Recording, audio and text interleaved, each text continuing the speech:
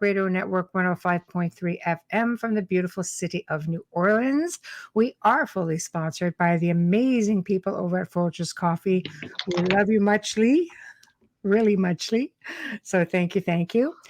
Big thank you to Dr. Snick, aka Justin Snicker, for his contribution of time and music to the show for our intro and outro. He is an award-winning composer of Halloween, horror, sci-fi, and dark wave electronic music, which can be found just about anywhere you can find good tunes. Sample, Spotify, iTunes, Bandcamp, Amazon, ... And we go on and on and on. Tonight, we welcome for the very first time here in the Outer Realm, Peter Muise, and he's going to be discussing folklore, traditions, witches, and such of New England. So that's going to be a whole lot of fun. But in order to participate tonight, you're going to have to hit some of our. I'm just going to come in here and try to put it in right now, because you're going to have to hit these following. Here we go. There we go. So we've got, it's already people on chat. We're on hello, Twitch, hello. UFO Paranormal, Facebook, Canada's Most Haunted, News on the Flip Side. We've got Outer Realm, of course. We've got Joe Montaldo under UFO Undercover. We've got UFO Paranormal.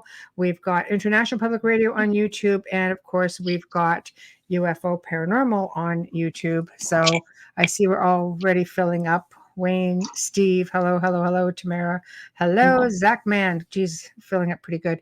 So I think I have my earbuds in backwards. Oh, that works. We're off to a good start when your earbuds are in backwards. Is it Monday? No, I don't think so. So he could not get it to load on UFO Paranormal. Wayne, sorry. Hit International Public Radio. I'm guessing that's where you are, because here you are. So I see our guest is already waiting. God, I love that. Right on time. Yeah, I see it. Perfect. So do you want to do a brief bio? Are you ready? I can't hear you, Bubbles. I can't hear you. You're muted. I don't know. Okay, I'm going to try this. Oh, I am so sorry. Somebody's having a sleepy day. Microphone, Steve, no wire. Wireless. So I'm on what I loathe the most, the earbuds, pods, whatever they are, those Apple things. Okay, so yeah, because you're kind of going. Please forgive me, because I have small ears, so they fall out, and I'm not impressed. I'm hoping I even paid extra to get my wire here tomorrow. But anyway, so with that said, I'm looking forward to tonight. He is an author, explorer, researcher with a degree in anthropology. Our guest has been exploring New England, legends, folklore, and weird traditions for 20 years now. His work has recently appeared in Sam Baltrusis' 13 Most Haunted Crime Scenes Beyond Boston, and he has appeared as a guest expert on the Travel Channel's Mystery at the Museum. I love that show. Author of Legends and Lore of the North Shore, please welcome Peter Muise to the show. Hello, how are you? I'm so sorry.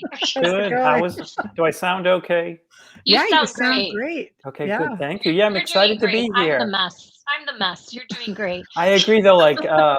My ears are not the right shape for earbuds and earpods either, so I'm always pushing them back in with my fingers and stuff like that. I'm not used to wearing these. That's the problem. They're new to me today. And whenever you move, they cut in and out, so you almost have because I'm probably doing this to the microphone. You're cutting the signals or whatever. Yeah. I'm not going to move. I'm just going to sit here. Yes, Tamara says she feels your earbud pain. Thank you. I think a lot of people do. They fit well, but I'm not used to them. And if I move the wrong way, they're just going to, I don't know how people work out in these things. But anyways. Yeah, because you sound good when you're just, Yeah, as long as I don't move. That's great. Pretty much. Fidgety squirrel has the earbuds. That's great. Our squirrel can't move tonight now. So, Peter, how are you? I'm good. Excited to be here to talk about things I've written, things I've seen, whatever weird topics you want to bring up. I am ready. I'm excited. Oh, I love it. No, you've got, a whole array of things to talk about. So it's just we don't get it all in one show. We'll have to bring you back. So, so I guess where I always start is humble beginnings. Usually when people sort of get into this field, it's because they've had an experience or a sighting or at least, an interest. What brought you to where you are today? Sure. I mean, that's a great question. Thank you. I grew up, I was born in the late 60s, grew up in the 70s.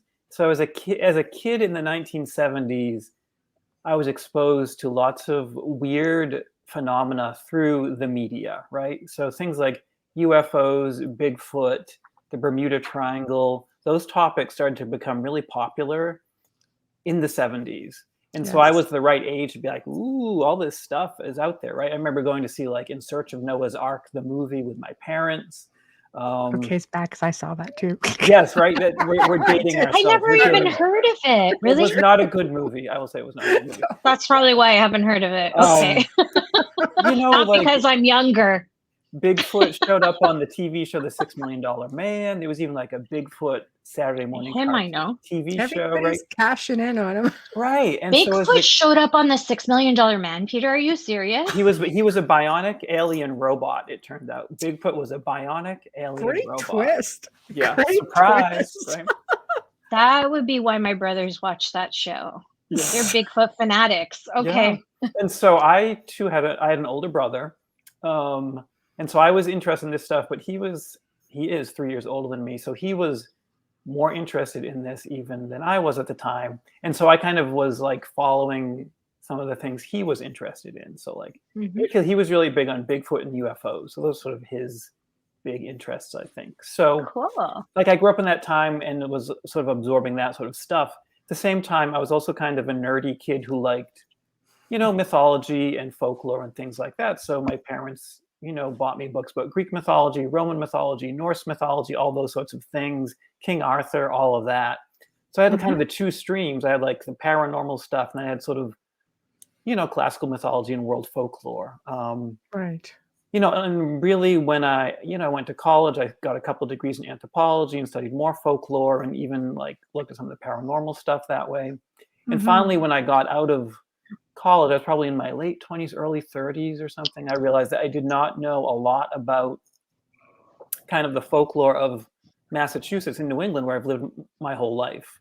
Right. And so I started to explore like local legends, local folklore, and I've just been doing that for the last, I don't know, long time, 20-something years. And it's really, there's a lot to just explore, and there's always something new popping up.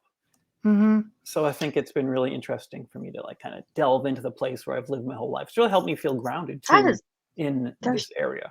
There's so much that's going on that coast. Sorry, Michelle. No, that's okay. Yeah. Oh, hello, Jade. Nice that you tapped in. This is great.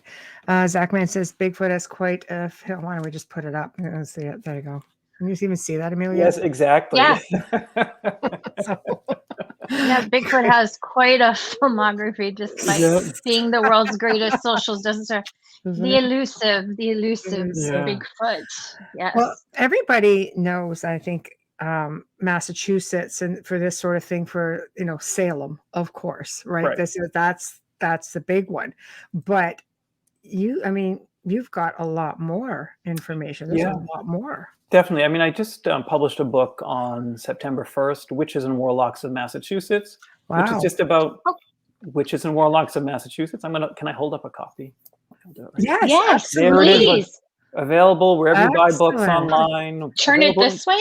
Yeah, just to get off this. There we go. Now there's no right up to the camera. Yeah, right up to the camera. Doing my best. Right. Beautiful cover, Peter. I love it. Available on Kindle, whatever you.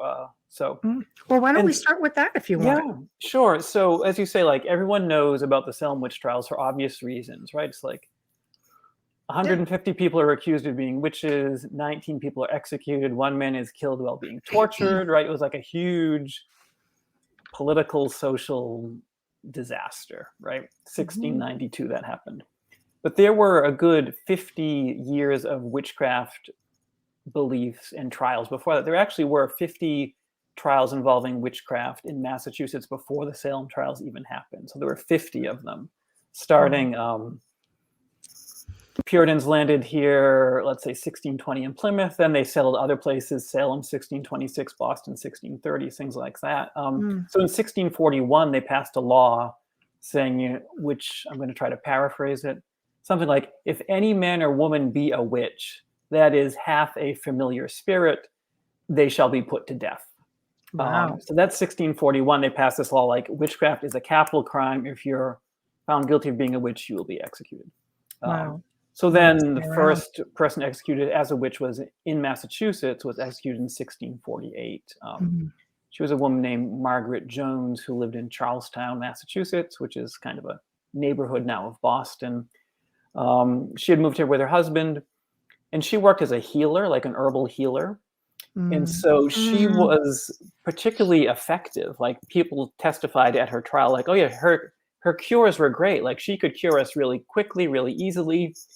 And people were sort of puzzled that she was so effective because her cures were really simple. And they have records of things like she would, grind up anise seed and mix it with wine. And now she would give that as a medicine and would heal people. And so she was really effective. So people were kind of like, how can she be so effective at healing people? Is this perhaps witchcraft, right? Of course. Of course. It couldn't just be that she knows medicine, right? It must be witchcraft. Of course. So, and some people also would testify that she would say things like, if you don't take my medicine, you're going to get sicker. And then, surprise, they would get sicker. And they were like, oh, she put a curse on me just so I would have to buy her medicine. Right. Which is, of course, ridiculous. She was just diagnosing So the then the illness. tattlers came out. Yes. Right. My gosh. And so she was executed in 1648 as a witch. This sort of gossip and people wondering how she was so effective was taken as, real testimony. And some people said that she had a familiar spirit. And I don't know if everyone knows what a familiar spirit is, but yeah, but it's why sort of not explain it for the listeners? It's sort of this belief that, and I'll say that I'm talking about sort of a Puritan perspective here. Of course. The devil would give witches sort of a small imp or a small demon to do their bidding. Right. And so these familiar spirits supposedly could take different forms, like an animal or sort of a small monster, like you hear about birds with human heads or small monkey-like creatures. And in the case of Margaret Jones, supposedly her familiar spirit showed up as a small child. And so when she was in prison, the jailer said that he saw a small child manifest, sort of just appear inside her jail cell. Right. And sort of whispered to her, and then it disappeared, right? And other people said, oh, we saw a small child too. We think it was the demon that served Margaret Jones. So she was the first person in Massachusetts executed as a witch.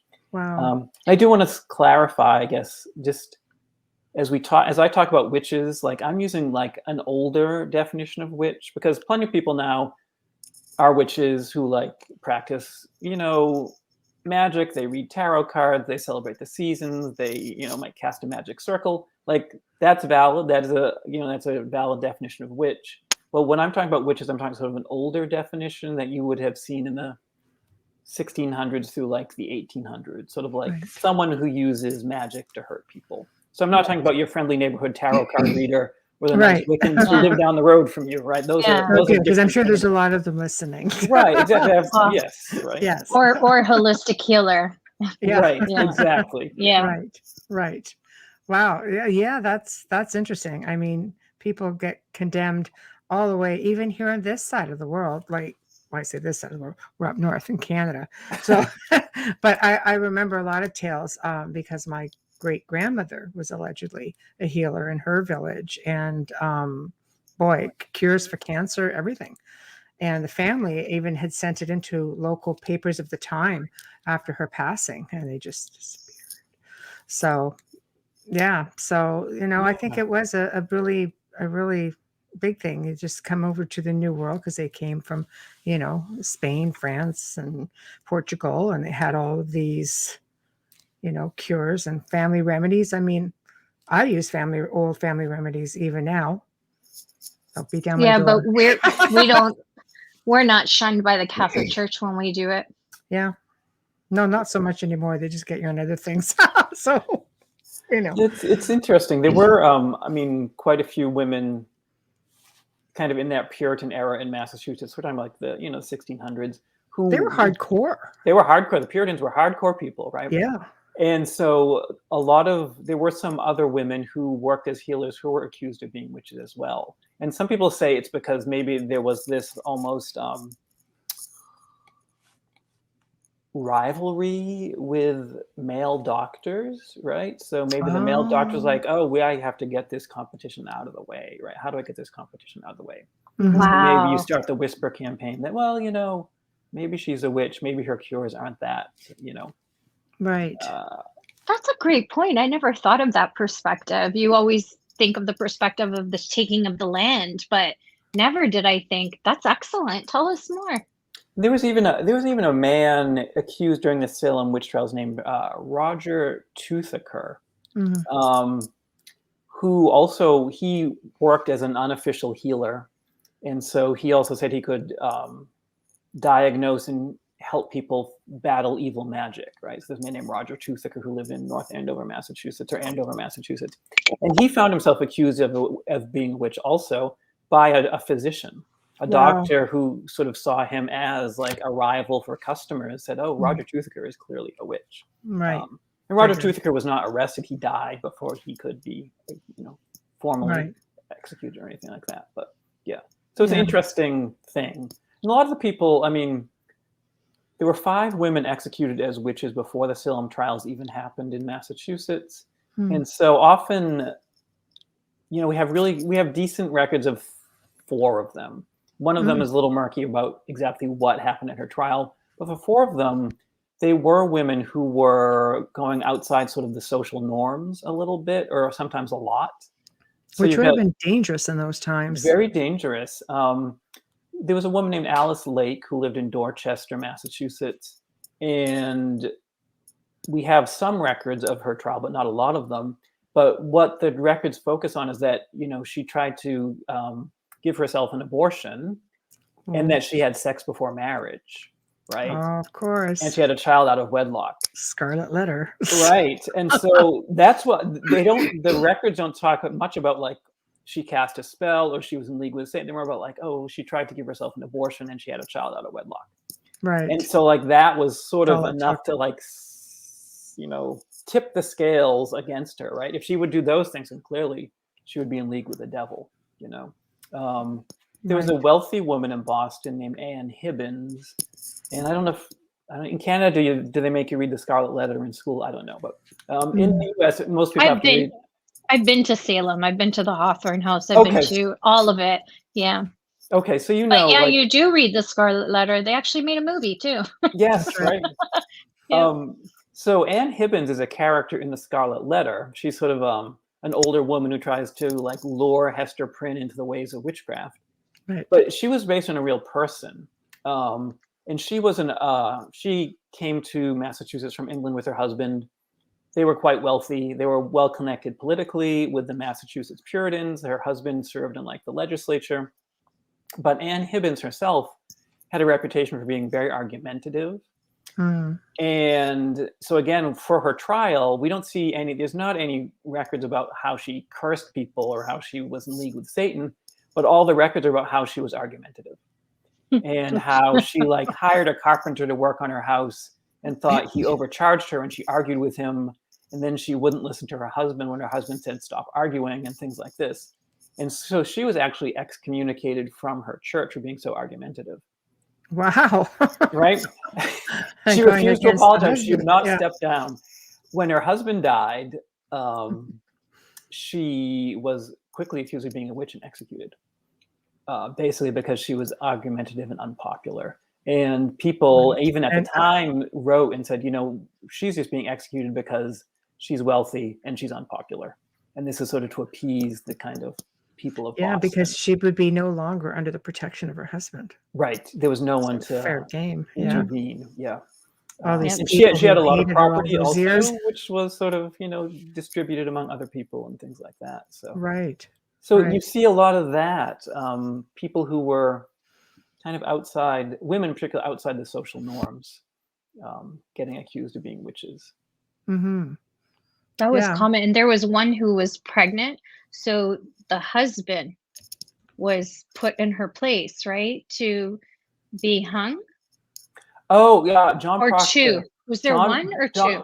John Proctor and Elizabeth Proctor in the Salem Yes. witch trials, they were Yeah. both accused of being witches. And John Proctor, in particular, he thought all the Salem witch trials were a bunch of, can I say the word crap? We're a bunch Yeah. of crap. I was on something the other day, they wouldn't let me say You just crap. can't F-bomb, that's I all. won't F-bomb. He was like, he lived in Salem Village, and he said, these trials are a sham. One of a servant girl who worked for his family said that she was bewitched, and she started to accuse people of being witches. And he said, no, that's not true. Snap out of it. And she recanted. She's like, oh, I was lying. And John Proctor said, look, everybody, like, these trials are a sham. So, of course, he was then accused of being a witch, as was his wife, Elizabeth. Wow. He was hanged for being a witch, but his wife was spared because she was pregnant. So they were going to hang her after she gave birth. But the trials were shut down by that point. So she was spared. So she lucked out. She lucked out. But her A husband single was mom. Yeah, looked out. And if you ever read The Crucible, if I've seen The Crucible, John Proctor is kind of the main character in The Crucible. They kind of sex his story up a little bit. They make him having an affair with somebody and all this. That didn't happen. Right. But they had to add a little dramatic interest to the story. Of course, it wouldn't. Yeah, it Wouldn't wouldn't be- have been interesting otherwise. I'm sure. Wouldn't be I Hollywood always without find it. like the real stories to be so much more interesting, than all these movies and made for television nonsense. And you end up finding out the real history, and you can't believe how far off some of it veers from the Some of truth. it is pretty And you wonder shocking why and pretty people get weird. confused. Like, Right. I guess at least at least people are aware that there were Salem witch trials and things like that. So that's something, right? yeah, And I think a that's lot of one good thing people. about pop culture. No, exactly. I think people have a lot of misinformation about that, because there have been so many films made on these witch trials. Let's face it. In your opinion, do you find the tourism? Do you find it's still very like there seems to be an interest that just won't die with it? Like people are always interested and they keep coming back. A lot of the repeat people. Right. Yeah. I love to go to Salem. Yeah. I didn't go this year because of COVID, Yeah. but usually my husband and my friends and I, we go up there in October, not right on Halloween day, but around Halloween. And it's just like, Yeah. it's Chaos. a carnival, right? It is a carnival. Right. And that's, some people will say, oh, they're making light of these people who died because it's so carnivalesque and it's entertaining, it's fun. On the other hand, I can also see, you could think that the city that executed these people as witches is now a place that celebrates witches. And so is it just the pendulum has swung the other way and they're almost doing penance perhaps for what happened 300 years ago, right? Now this town executed 19 innocent people for witchcraft, and now they're celebrating witchcraft. And it's interesting. Yes. Like if you go up there, it's a big mixed crowd, but you see a lot of women dressed as witches, right? Kind of celebrating that archetype almost of like the witch. They all have the witch hat and they wear black. Yeah. And so you can also say like, it's a way of people reclaiming their power, I think. And I don't know, Salem has been a tourist hotspot for witchcraft since like the 1800s. It's not a new thing. No. But the fact is, it's got staying power. It's got staying power. Think about it, 1800s. We're like, we're at 2022. Like, right. That's amazing. Here's a comment for you, Amelia. Can you see that one? Yes, I can. Thank you. Okay. Steve White. Hi, Steve. Yes. One of the judges supposedly during the witch trials was against all of the false accusations that were occurring and offered a safe place on his land for some of the accused to hide. What's later on became known as the Salem Witch Caves in Framingham, Massachusetts. Yes. Yeah. And I've been to the witch caves, and they're located.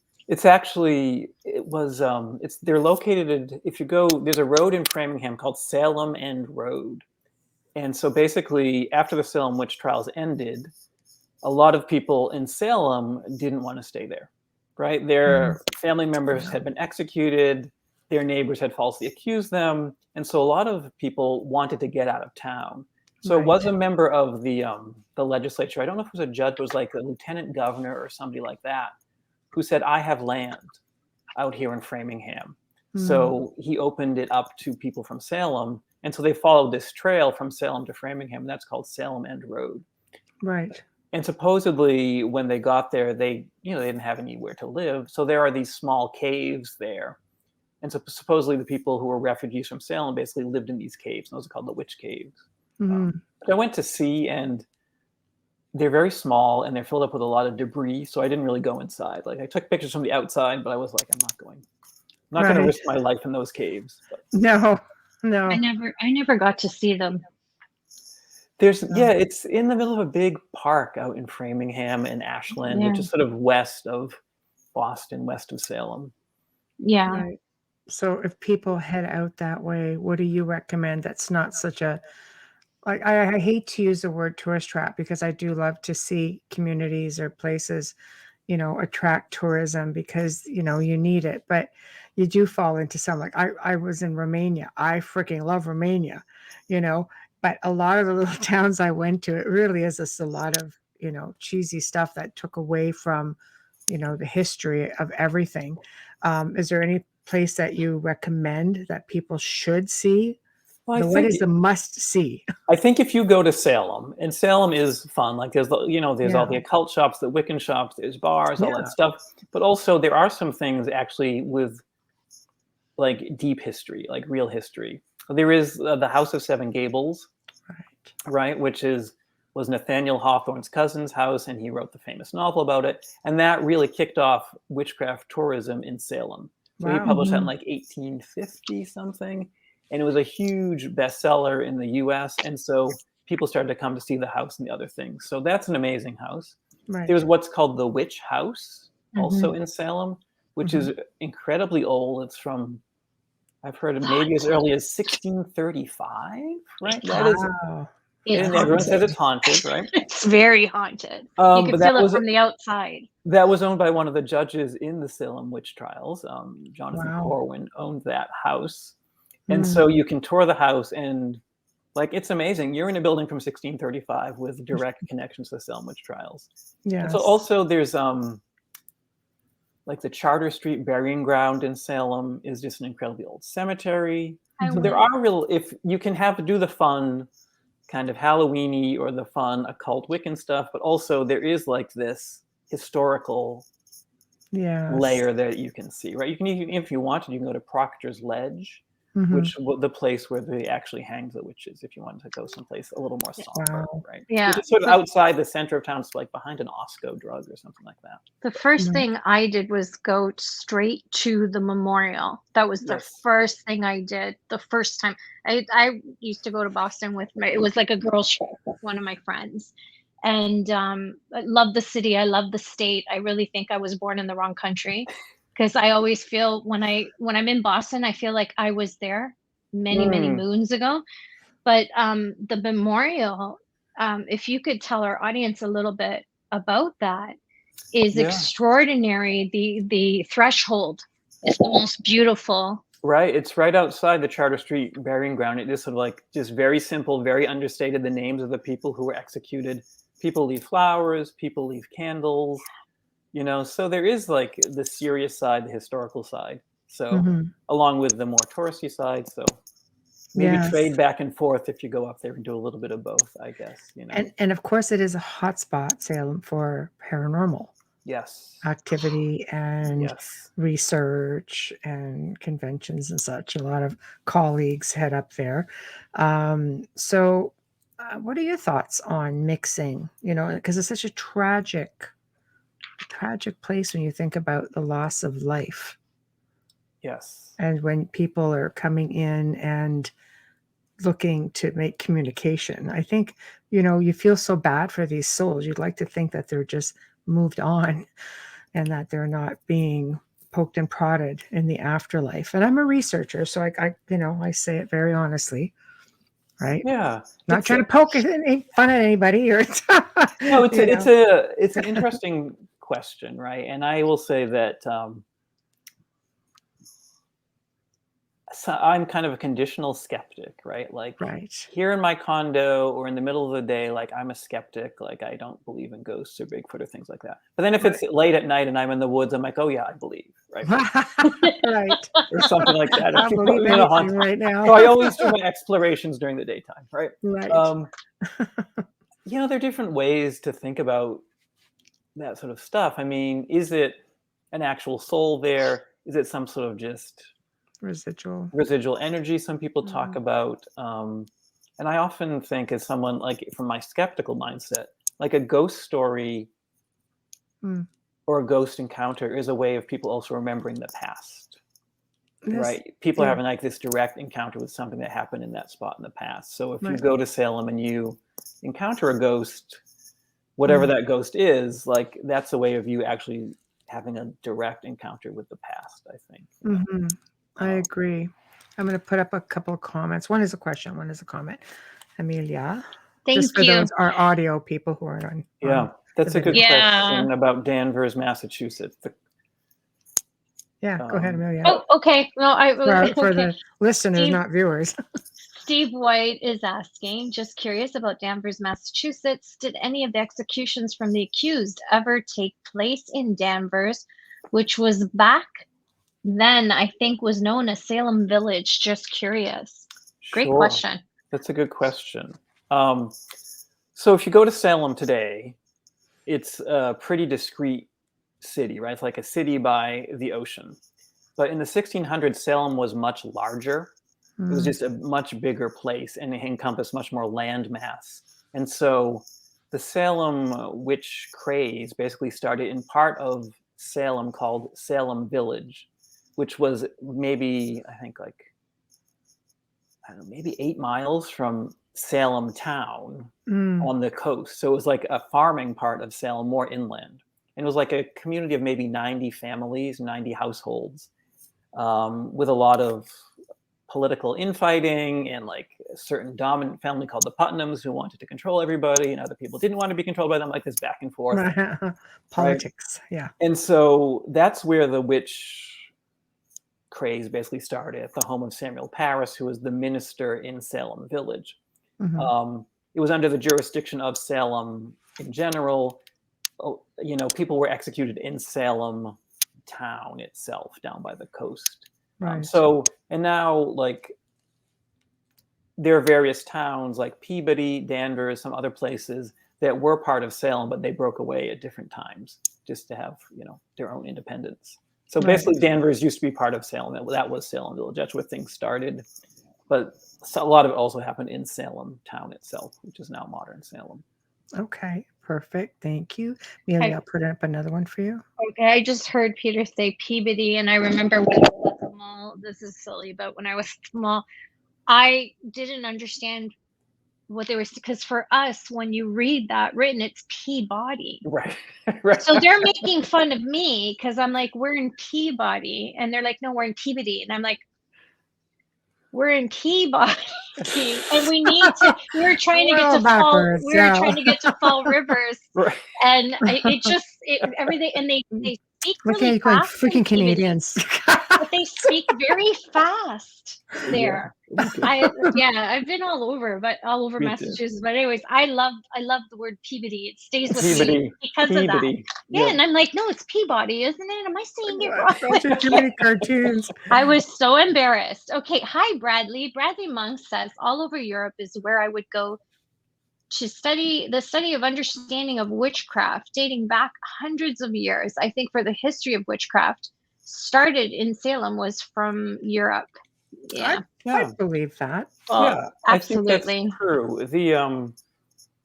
The Puritans who settled in Massachusetts and in Connecticut and other parts of New England, most of them came from a place in England called East Anglia, which is kind of a region of England. And East Anglia had the biggest witch trials in England. There we go. And so there was a lot of witchcraft belief in East Anglia. They didn't have like beliefs in fairies so much, or other sorts of, you know, nicer folklore, but a lot of witchcraft belief, a lot of belief in the devil. And so the Puritans from East Anglia came to Massachusetts and brought those same beliefs with them. Which is makes the most sense for, I think a lot of folklore comes from, the people who immigrated to the New World, and Right. that comes with you, Right. so which is what I find fascinating, because you hear stories of werewolves and things like that called different things throughout, let's say, New Orleans, and what we call them up here in Canada, and because we stream out of New Orleans, and when I'm in Romania, I'm in a town called Brasov, and every full moon, werewolves are supposed to come down from the mountains into the courtyard, and I'm just like, I just wait for it. But I love the folklore, how it just moves around the world. Right.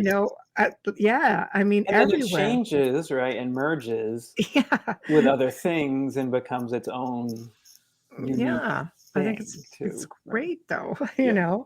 So okay, so lead us through. You've got so much like folklore and traditions, and oh, hold on, we got one more question. One more, one more. I like a Okay. question. Okay, Dave Petrella. Hi, Dave. Hi, Hi, Dave. Peter. I'd like to ask what your beliefs are about the Bridgewater Oh, Triangle. sure. Okay, so for people who are not from Massachusetts, I'll explain what the Bridgewater Triangle is in case people don't know. And so the Bridgewater Triangle is an area in southeastern Massachusetts. It encompasses multiple towns. It's a roughly triangular shape.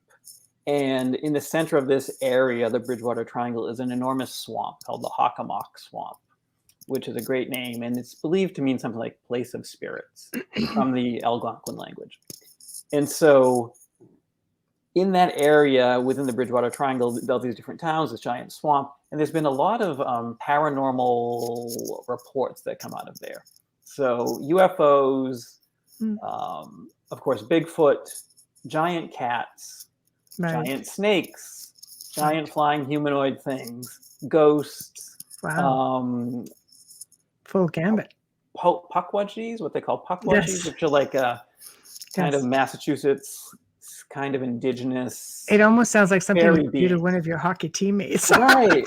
It's like a fun word to say, puckwudgie. Sorry. But they're sort of supposed to be these small, kind of hairy, Yes. magical humanoids who live out in the woods and things like that. So all these things have been cited in the Bridgewater Triangle. Right. And it's kind of, the name obviously is like a play on the Bermuda Triangle. Right. And Yes. so it's an area where there's a lot of paranormal reports, and people often wonder, like, why so many reports? Is it like a portal to another dimension has come up, right? Or, was there, I think there were like the Puritans massacred Native Americans in the area. So was that some sort of like horrible residual bad energy that came up or whatever? Different beliefs about what it could cause this kind of paranormal phenomena there. So I don't really know myself. I've been through it. We actually drove through it at night once to go to a friend's birthday party in Raynham, Massachusetts, which is in the Triangle. I just remember we were going down this road. It's pitch dark on both sides, and like there literally was like horror movie fog, like blowing across the road. I'm like, okay, this is a creepy place. This is good, and yet you're still here. I'm still here. I know. You didn't get sucked into a portal. No, luckily, So that's the Bridgewater Triangle. And then we've gone to a few other places there, like Anawan Rock, which is a haunted rock down in that area also. So. Well, the triangles are said to be, potentially have portals and places where they have underwater bases and for UFOs, and because I mean there's like or they have the vortices that go through. I mean they've got like apparently 7 vortices throughout the planet that are pretty powerful, but the triangles of course fall in a lot of the same areas. We have our own up here near Lake Ontario. I know. What's it called? Yes, we have one. It's the Lake Ontario. Lake Ontario Triangle, and we have our own sea monster, and there are allegedly underwater bases up in Lake Ontario, and Lake Michigan has the Michigan Triangle, and there's all kinds of UFO sightings there. So it's funny that you say that the Bridgewater Triangle also has sightings of UFOs over it. Just makes you wonder, are things attracted to the energy, or do they simply come in and out of the water? Right. Often it is a watery place, right, that has this kind of energy. I had a friend who grew up in Taunton, Massachusetts, which was in the Bridgewater Triangle. Oh, like Jesus. I think his mother maybe had seen a UFO. And Right. his grandmother used to say, like, "Oh, don't go picking blueberries in the swamp. Like, just don't go in the swamp to pick blueberries." Which What is a also place. practical advice too, right? You don't want Sure. your grandson to fall in the swamp and No, get for bitten by a sure. What a snake. place to have to grow up, though. It's like growing up right in the middle of Bermuda Triangle on an island. It's just like, I don't know, how functioning are you when you hear all those stories? How do you get through in society as a functional human being? I don't know. But okay, so continue on with, we just want to hear all about your work out there, folklore, traditions, sea Sure. Sea serpents. serpents. I mean, I've been doing a lot of witch stuff for the last year or so, but Yeah. I'll take a break from witches, talk about some other You stuff could if you want. anything you want. It's your show. So I think one thing I'd say about the witches before we move on to other Okay. topics is Yep. that people associate witches with like Puritans in the 1600s, right? Like that was the Yeah. heyday. And definitely in Massachusetts, the Salem witch trials were the last trial, Right. right? When they had those trials, people kind of woke up and realized, like, oh my God, this is a mess. Like, how did we let this happen? Yeah. And people came away with it with the understanding that you can't prove witchcraft in court. You can't really prove the devil's influence in court. But they didn't stop believing in witches. Like people Right. still believed in witches. They just stopped having trials for Right. witches. And so you see, like in the 1700s, 1800s, 20th century even, still like witchcraft beliefs, witchcraft legends, things like that. Like I saw an account from 1923, which is pretty late, let's face it, from Chelsea, Massachusetts, which is a big industrial city right next to Boston, that a man in Chelsea, Massachusetts claimed he was bewitched. And contortions, writhing around, pain caused by an unseen assailant, all that stuff. And his family called in a physician, and the physician was like, I think this is just psychosomatic. Like, I don't think there's any real issue here. And his family's like, we want a second opinion.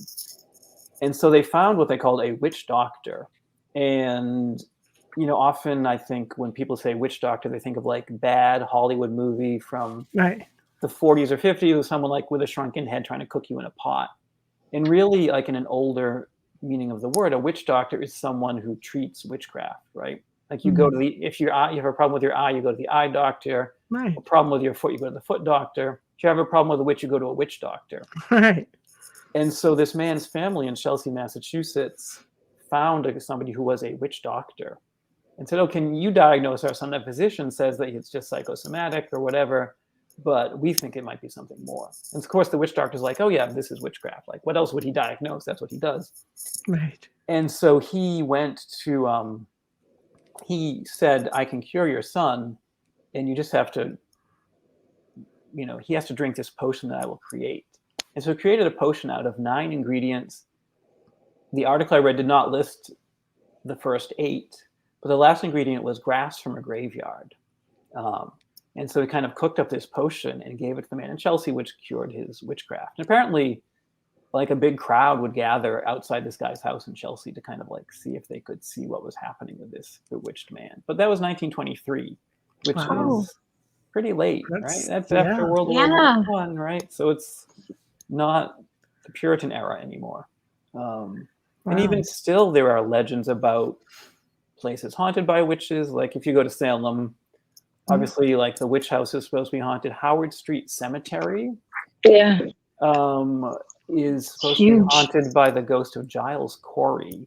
And people who don't know, like Giles Corey was accused of being a witch. He was like an 80-year-old farmer, supposedly mean as a snake, like not a nice person, but not a witch. And he was accused of being a witch. And his legal strategy was to not speak. He said, I'm not going to speak, right? So when he was put on the stand, the judge said, Giles Corey, how do you plead, innocent or guilty? He didn't say anything.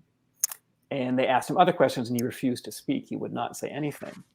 And so there was a law in Massachusetts at that time that if someone refused to speak during a trial, they would be pressed, which meant that they would cover your body with heavy stones.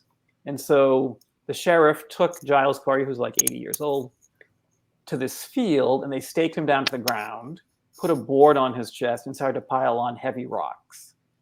And they said, Giles Corey, do you have anything to say? And he wouldn't say anything. They put on more rocks. Giles Corey, do you have anything to say? He wouldn't say anything.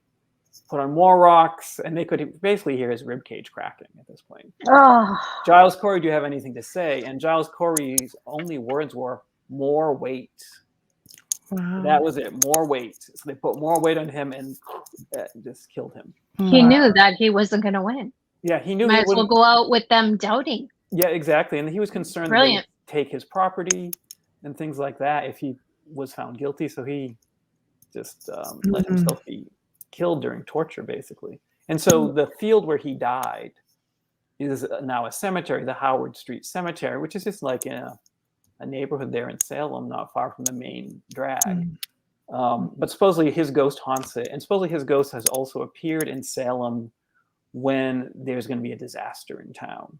For instance, there was a big fire in Salem. I want to say, I'm going to get the date wrong, like 1913 or 1919 or something like that. And people said they saw Giles Corey's ghost. He's almost like Mothman. Yeah, like he is an omen. Like if you see Giles Corey's ghost, that's not a good thing. Like you don't want to see him appearing in Salem. So there are those kind of witchcraft legends, I think, that linger on. Right. So there are lots of legends about places haunted by ghosts or haunted by the victims of the Salem witch trials, things like that, which kind of linger on, It's fascinating because we look at people, these people who weren't witches, who are obviously, they were wrongfully put to death. So some of them may wander around for sure. Do you think that, I don't know if you've ever heard of a tulpa? Sure, like a mental construct. Yeah, like the Slender Man thing. Yeah, like that was manifested like in a chat room, like a game room sort of thing. And this being Slender Man was manifested into this being that people were seeing all over the world, and they would give him characteristics and he would start exhibiting them. So my question, I guess, is, do you think that the same sort of thing happens in Salem? Because we have modern day witches for sure, and I'm sure there may have been some even back then, but so many of them were put to death, were indeed innocent and were healers, or do you think maybe that people just have such a strong belief in the fact that Salem is all about witches, and they get so wrapped up in the whole allure of it and the thoughts? Do you think maybe that some have been manifested maybe in spirit form, or in just, we don't know if they're spirit or not? Well, that's an interesting idea, right? And I think, with my more skeptical hat, I would say even if they're not manifest in physical form, like the legend itself builds on itself, right? Yeah. Like one person says, "Oh, I think I saw the ghost of Giles Corey," right. And then somebody else says, "Giles Corey's ghost is seen in that cemetery." And then I come along and I write a book and say, "Oh, if you go to the Howard Street Cemetery, you can see Giles Corey's ghost." Right. I say it on this show, and people are like, Giles Corey's ghost appears in Salem in a disaster. Right. Like, even in just that sense, like the legend builds and builds and builds. So whether there's sort of a metaphysical aspect of it, I don't know. Or you could be conjuring them, just by constantly talking about them. I should probably zip my lips, right? It's okay, you're not there. And just for the record, if you are looking for a place in Salem or in Boston that is not touristy, do not enter a cemetery. There are lineups at cemeteries in Boston and in Salem. Like they're just, even Fall River, it's just full. I would say don't, or just go in the off season. Go in the off season. Here's another question, Bubbles. 1 second. There it is. Yes, Zachman. Hi, Zach. Isn't the legend of sheriffs dying in Salem from heart attacks the reason why they moved the sheriff's office out of Salem? That's a great story. So supposedly, it was a sheriff named George Corwin who presided over Giles Corey's death. And he was like Jonathan Corwin's cousin. So the Corwins are like a power family in Salem. And George Corwin, the sheriff of Salem, was supposed to be a really bad person. Like he was confiscating people's goods, although he wasn't legally supposed to do that. So he was just kind of like a greedy, bullying person. Supposedly he died of a heart attack at a very young age. and supposedly every sheriff after him of Salem died of a heart attack at a very young age. Wow. So, right, and so they're almost, in a sense, replicating the death of Giles Corey, who's like heart cavity is crushed. Like they're all having their hearts basically implode or something like that as well.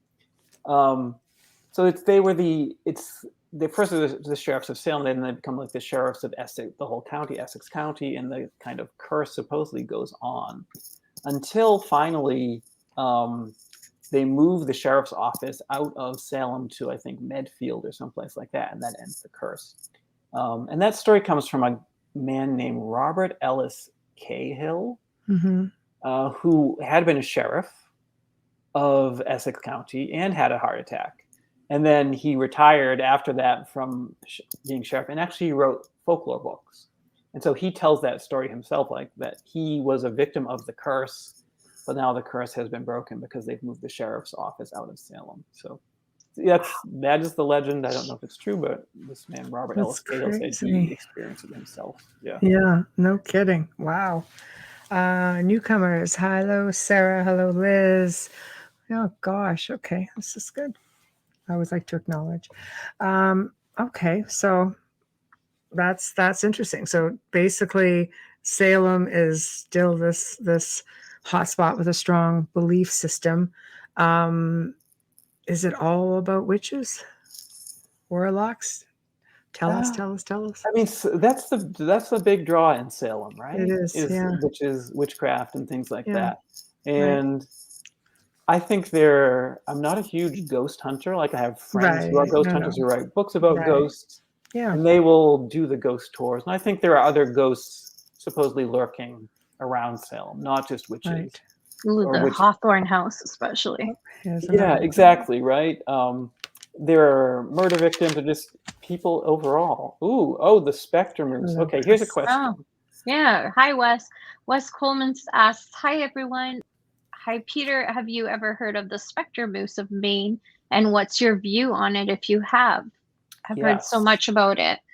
Spectre Moose. So it's a great name for us. Spectre Moose is kind of amazing. There's a variety of stories about the Spectre Moose. And it's a large white moose that is seen in Maine, right? And some people just say, it's just like an albino moose, right? It's just an albino moose. So that's kind of the more mundane legend, right? Yeah, we had one in our East Coast. Yeah. Or some people say that it is a moose that has been, I think moose get a lot of winter deer ticks on them, or winter ticks, they bleaches the color out of them also, right? So let's say maybe that's just what caused the spectre. Oh, that's just gross. It's gross, right? And sad. That's just gross. There are other stories about the spectre moose that like it cannot be killed by a gun, right? It is super intelligent.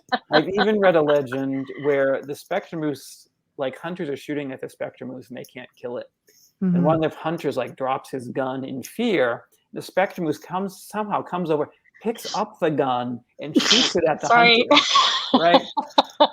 So there's like a range of legends, or like there's your super like mundane explanation, and there's like, wow, like this is not your ordinary natural being. It's like a supernatural avenging woodland monster, basically. It depends on when these stories started, right? Because you have to look at some of them hundreds of years ago. They wouldn't know that albinos are, it's just a genetic mutation. They wouldn't understand that. We know that from over the years of medical studies. But I would imagine that in any country, even a person who is albino would be looked at as something negative or scary, because anything they didn't understand was just deemed demonic and Satan. And and it's interesting. There's a story from North Andover, Massachusetts. There's a haunted location called Albino Road. And I've been to visit during the day. Like I only go to these places during the day, as I mentioned. Of course, yeah. And so it's kind of I like believe in you. It's kind of this dirt road through the woods. Has a big like do not enter metal gate across it. Right. And according to the legend, in the 1600s, a Puritan family settled there and had their little farm or whatever as a husband and wife. And the wife gave birth to twin sons who were albino. And the husband and wife were like, oh, we love our children. We're afraid that our neighbors will judge them poorly. And so they told the two boys, like, whatever you do, don't go outside the house. Don't let the neighbors see you. And, people were very spread out then. So it wasn't like they were living on top of each other. Right. And so these boys grew up to be teenagers without ever being seen by anybody outside their family. Wow. Until one day, the father and mother are off into town, like going to the market or whatever. And the two boys are outside of the farmhouse, and a neighbor stops by and sees these two, very pale boys. And he is freaked out. Like, he didn't know that they had two sons, and plus they don't look like other people. So he's disturbed. He gets the constables. The constables come and arrest these two boys, bring them into the village center, and they say, okay, we think you may be some sort of demonic being, right? Because you don't look like us. And so they say, we're going to perform this test on you. And so they wrap the boys in heavy chains, and then they throw them into this pond, right? And so they say, I'm trying to think of how they phrase it in the legend, because it's a little different how it's normally phrased. They say that if you float, you are... I'm sorry. If you float, you are human, but if you sink, you're demons, or something like this, right? Yeah. And so they chain them up, they on. throw them in the pond, they sink, they drown. Like, oh, clearly they were demons. Right. Then they burn down the farm. Okay. And so supposedly now Albino Road in North Andover goes through the farmland where that farm used to be. And if you go there at night, you'll see these two pale, glowing figures who are very hostile to visitors. You don't want to go there at night and disturb them. There's no proof that story is true. Right. There's no record of two teenage boys being executed for being albinos. I don't think it happened, but it's interesting that it is a memory of Puritans and of kind of judgmentalness. And also it so ties into the more modern concerns about fitting in, right, and prejudice and things like that. Right. So I think it's an interesting legend. Again, if you're talking about tulpas, who knows? Maybe something actually is oh, who knows? Lurking in that road if people believe in it enough, Yeah. You can manifest it with your energy. Yeah. I find it heartbreaking, but so many. That's where so much folklore comes from, or stories like this. You have a lot of folklore up there. You guys range anywhere from fairy folklore. You've got goatmen. Yeah. Goatman. We have a few goatmen. We have a lot of have fairies. them there also. Okay, yeah. I think the central United States also. I think New Orleans hasn't Joe mentioned something about a goatman at one point near New Orleans? Probably. Yeah, everything's in New Orleans. Everything's in New Orleans. We don't have as many goatmen as other parts of the country have. Down south, I want to say, is it Virginia? There was Goatman Bridge or something like that, which is the Goatman. Yes. Wow. In my reading and my research, I've found 3 Goatman stories from New England. And so one is from Vermont, and it's I couldn't get a lot of detail about it, but basically people in a town in Vermont, there was a new housing development that went up in the 1960s. And after it went up, people in the housing development reported seeing this goat-like man looking in their windows at night. And it went on for a while, and then it just stopped. So kind of not a lot of detail, but sometimes that's even spookier. Just have these vague kind of oh, and then a goat man looked in the window. Oh, that's kind of creepy. There was one I found actually on a Bigfoot research site. If you ever go to the BFRO, Bigfoot Research Organization, right, which has great reports. It's from the 1970s from Sandwich, Massachusetts, which is down on Cape Cod. And it was a December day in the 1970s. Teenage boy is home alone, watching TV. Saturday, afternoon, his parents are out doing chores or whatever, errands. So he's home by himself watching TV. So picture he's watching the TV straight ahead of him. And then above the TV is a window. So he's watching the TV, whatever's on, like horror movies, cartoons, whatever. And he's watching. Then he looks up and looks out the window, and he sees this face looking in the window at him. And it's sort of this hairy humanoid face. And the teenage boy like screams like, ah! And then the thing looking in the window screams, ah!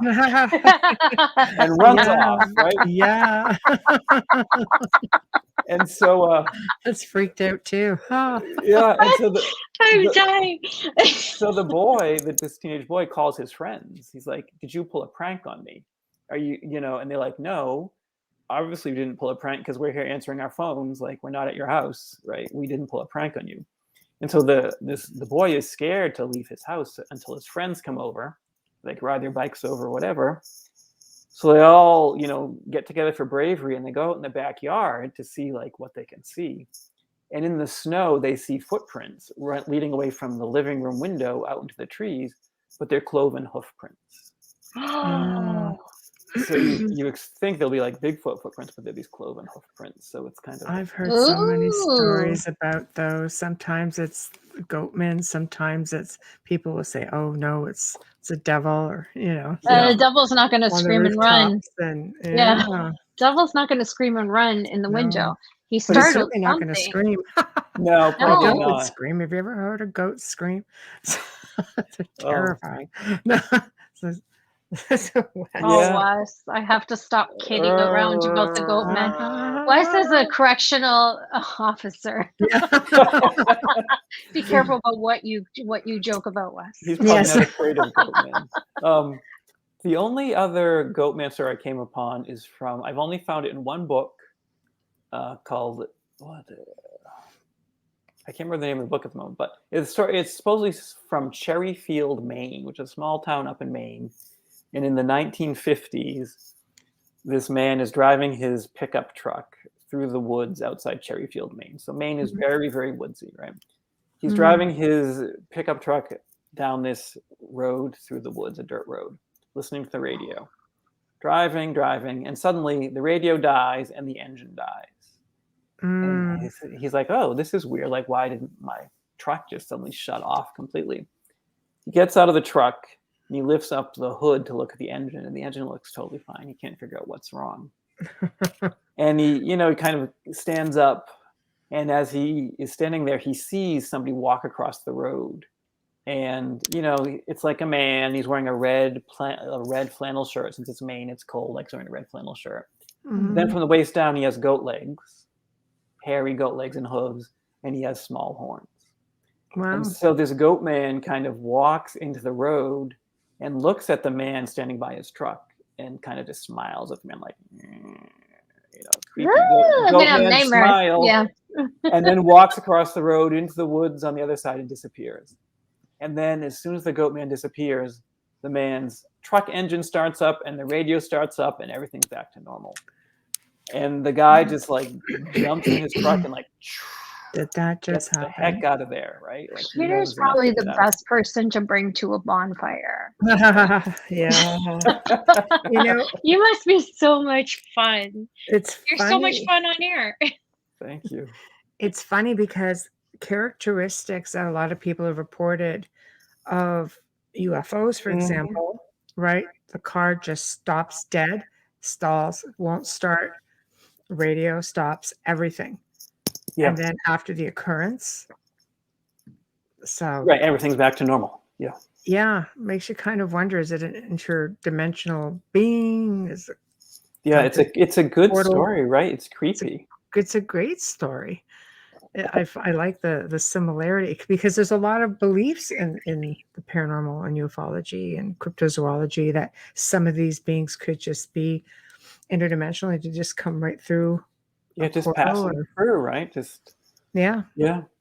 There's supposedly the oldest UFO story in North America comes from Boston, Massachusetts. I don't know if it's true. I don't know if you guys know this I've one. Researched it. Yeah. So it's like in the 1640s, two men are rowing a boat on the Muddy River, which is a little river here in Boston. It's like a couple miles from where I am right now. And they're rowing down this river. And in the sky above them, they see this strange glowing object. And it looks like a pig. It looks like other shapes also, like a pig, an arrow, various other things. And they kind of watch it like, oh, this is really strange, right? It's kind of a weird thing for us to be seeing in this boat. And then it disappears. And then they realize that after it disappeared, they have gone up the river against the tide several miles without rowing. Like, how did this happen? Like, how did we move up the river against the tide without rowing? And Yeah, it's almost like a modern missing time story, right? it Like, did does. something happen that they don't remember in there? It does. And apparently a few days later, if it's the same case, because there's another one around the same time frame, it could be this one, but in a neighboring port or town, a couple of nights later, there it happened again to people in that village. And I mean, they were very, very close together. Yeah. Yeah, it's the story about the people on the Muddy River shows up in the diary of John Winthrop, who was the governor That's of right. Massachusetts. Yeah, that one sounds right. And Yeah. so he's like writing down, like, taxes, building wall around the town, shipping interest, giant glowing pigs seen in sky, treaty with the French, whatever. He's just Nonchalantly. by the way, this happened, right? And it's kind of interesting because they had a very different worldview. Now that you said that, because I didn't know that about him, I feel even better that I stopped at his grave, because I'm like, yeah, okay, so what? Now it's like, wait a minute, there's some supernatural connection here. Yeah, he wrote 1644. He was writing about a supposed warlock who we called him a necromancer, who died in Boston Harbor. Wow. So a boat from Virginia came up to Boston with a crew of men on it. And that boat, when it left Boston, exploded in the harbor. Someone accidentally fired their pistol into the gunpowder store and blew the boat up, right? And so a lot of people died, and rescuers were able to pull most of the bodies out of the harbor. But one body was missing. They couldn't find one body. And that body they couldn't find was supposedly belonged to a man who had a reputation of being a necromancer. So being sort of a dark, evil magician, right? Practicing devilish arts. So they couldn't find his body, which everyone's like, where is the necromancer's body? Oh. A few nights later, people in Boston see glowing lights floating over the harbor. And at one point, they form the shape of a man. Like, these lights come out of the water and form the shape of a man. It's kind of roaming over the harbor. And then it disappears. And people are like, well, this is weird. Yes. Right? Yeah. A couple nights later, the lights appear again. They form the shape of a man roaming around. But then they hear a voice. People in Boston hear this voice saying, boy, come away, boy, come away. And so they see this shape floating around. They hear this ominous voice echoing out over the harbor. And people see this, multiple people report seeing this, right? John Winthrop says multiple godly people report seeing this. Right. And so they were credible because they were credible. Right. Credible because they were godly at the time. Right. And so John Winthrop seems to imply that it's like the devil has come to try to find that necromancer and drag him off to hell, basically. And so these lights are the devil kind of floating around looking for the body of his servant to bring him off to his unjust reward, I guess. And so people see that, and then the lights disappear after a certain point. So did the devil grab this guy and drag him off to hell, or whatever happened? But that's also from like the so he was diary. Never found again, and they don't know if he got away. Did he just get blown into tiny pieces? They couldn't find him, right? Right. That's crazy. Okay, we'll put up another question. Oh, Wes. Peter, what do you think about Rip Van Winkle, a legend based in fact? Yeah, right. And that's a little outside my region. Like New York and New England are a little, but I know the legend, right, from Washington Irving's story, the legend of Rip Van Winkle, and he parties with the dwarves, right? Yes. And it falls asleep for many, many years. I don't know. It's like interesting. Like so many of these legends have themes that repeat throughout culture. So again, we've got the time issue. We have sort of the magical sleeper, which often you see in other places, like people say like King Arthur is still sleeping, Yeah. right, under a hill in England, or Mm-hmm. other national heroes sometimes said to be sleeping in countries that will rise Like up. the Sleeping Beauty thing that's Yeah, based right. on legends. I mean, Right. not that she is, but I think they would have projected that around old Arthurian legends. Yeah. And so I don't know. It's and you read like there is fairy folklore in Yeah. North America, right? It's a little different than the Yes. European fairy folklore, but it's there. And so Right. there is this belief that there are kind of these usually small magical beings living out in the woods or in the hills or the mountains, and you don't want to get on their bad side because they are kind of morally neutral, let's say, right? Or morally I like that. ambivalent. Morally neutral. Kind of Right. sounds like me. Right. Yeah. I was gonna say, I'm little, I'm magical. Are you morally neutral though, Amelia? I am more. It's just us. yeah, but see, Tamara says the east coast of Canada, fairy lore. I mean, if you're coming in Yeah. from there, you're coming right down, dropping right down into Massachusetts. I mean, we have it, There's a lot. throughout central Canada, all the way. The indigenous people speak of fairy folklore, throughout the Canada and the U.S. And again, do you think it's like they've always been here, or do you think this is just something that comes with the Europeans, with all the immigrants? Yeah, it's interesting. I think I can speak to like the New England Yeah, situation a little bit. Like, yeah, the Puritans came here. They came here from East Anglia, and I said like there was not a lot of fairy folklore, a lot of witch folklore, devil folklore, ghost yeah, folklore, but not fairy folklore. right. And so you see people writing, whether the Puritans or their descendants, saying, there are no fairies in New England, right? Hmm. They've written this down. Like even Nathaniel Hawthorne says that in The Scarlet Letter, like there are no fairies in New England, right? They're too delicate. Like New England is too harsh, right? We have witches, we don't have fairies. Right. The fact that they went to take the time to write that down to Right, me, exactly. Says something, right? it's like, why? Wow. And so, kind of the English Puritans like, witches, we're focusing on witches, we're not going to think about fairies. Yeah. But again, they were ignoring that the indigenous people here had like fairy folklore or, Little people, what we things would like that. consider fairy folklore going back for thousands of years, right?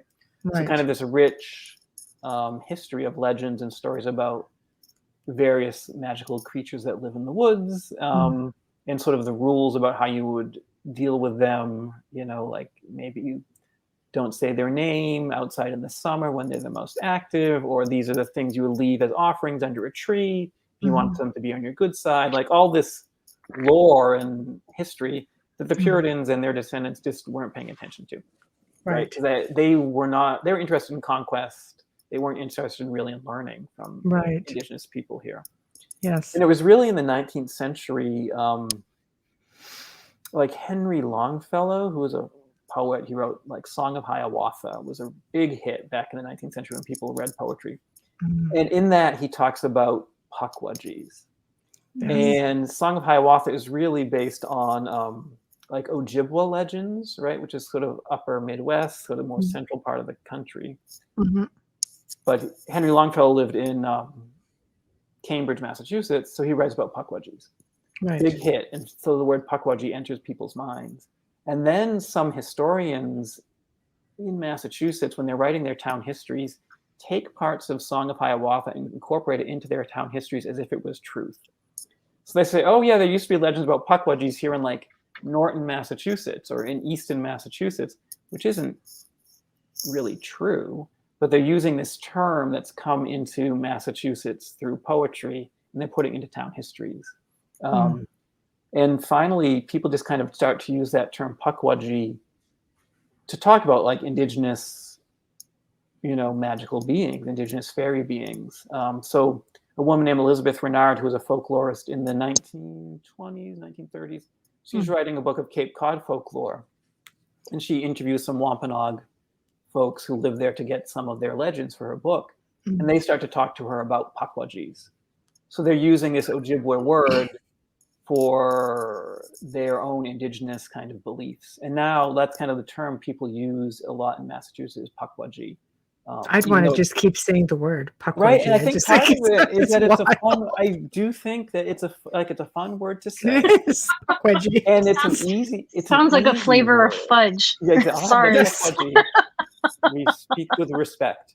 Um, Yes. Yes. Yes. but Always. always, It's a cute word, though. and it's compared to the words in the Algonquin languages Mm, that would refer to the magical beings. It's much easier for an English speaker to say.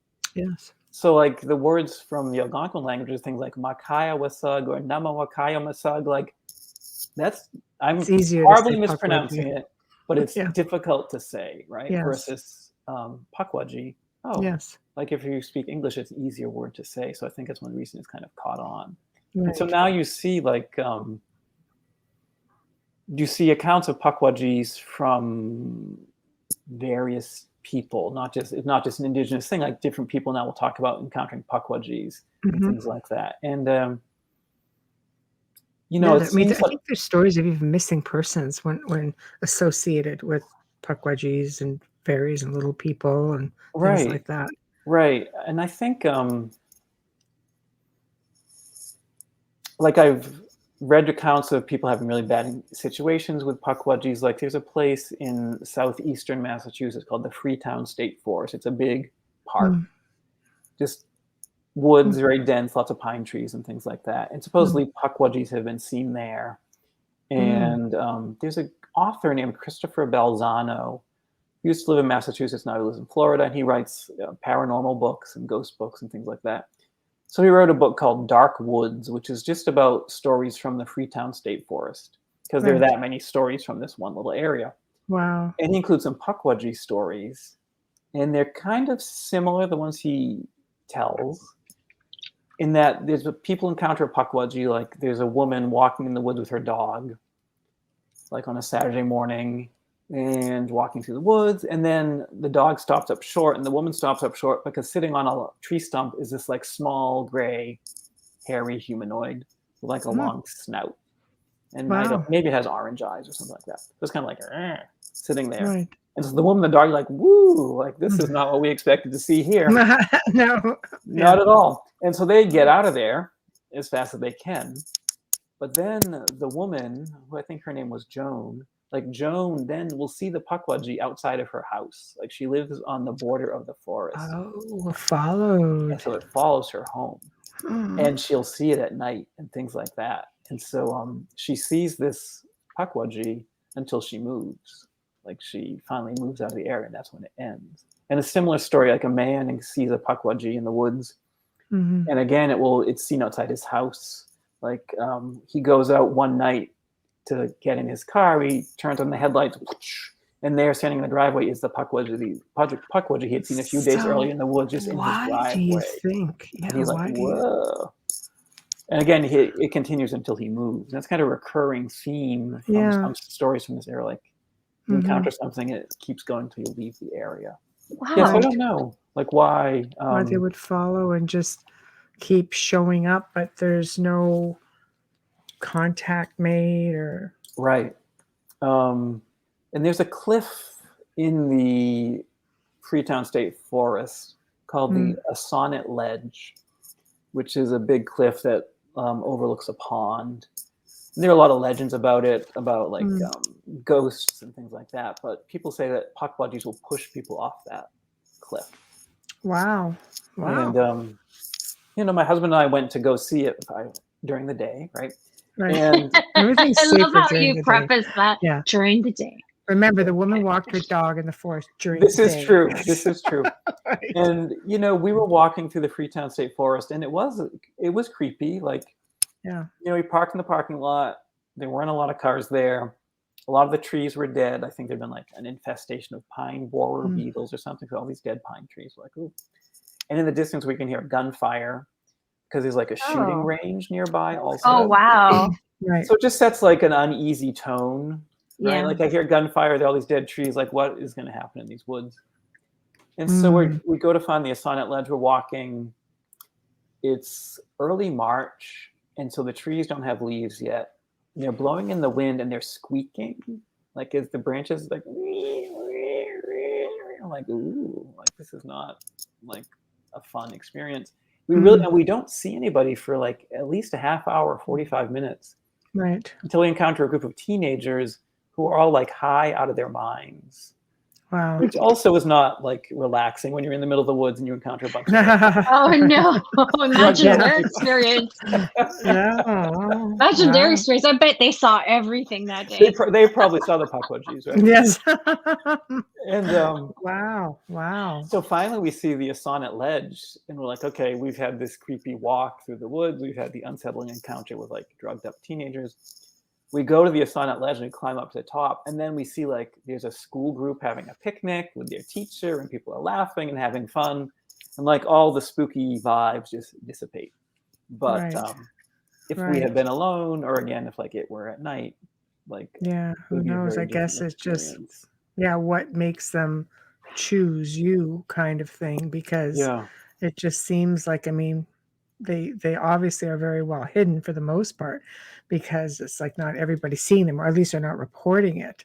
right. Right. So it seems like they're not just happening upon one per se. It almost like they're letting you see them, and then there's something about you that just makes them want to follow. Right. It's Like, I mean, I'm not interesting. so sure how I'd feel about that. Right, you may not want it. It's No, on some unwanted lurking. I feel like I have an interesting story about pukwudgies, but I do also feel like I think so much of I think a lot of it depends on your attitude and your relationship with things, right? I feel like Right. in the past, maybe people would have been like, "Oh, that's the spirit of the woods. Like, we're just gonna." And the indigenous would think the same. Yes, right, and they would know how to deal with it. And people Yeah. now maybe just don't know how to deal with things like this, so they tend to think Camera phones. everything is demonic, right? It's demonic. That's No, really it's true. startling, though. You know, That's it's not true. something that you hear a lot about. Yeah, I It's did. scary. Somebody There's wrote things to in me. them, their woods, as they There's things say. in those woods. I know, but I mean, this is the most we've ever spoken about pukwudgies with any guest, and No, I'm it's just true. Yeah, absorbing it's it not the most all. common thing. We have to No. take a really small, tiny break to Yes, do our station and sponsors ID.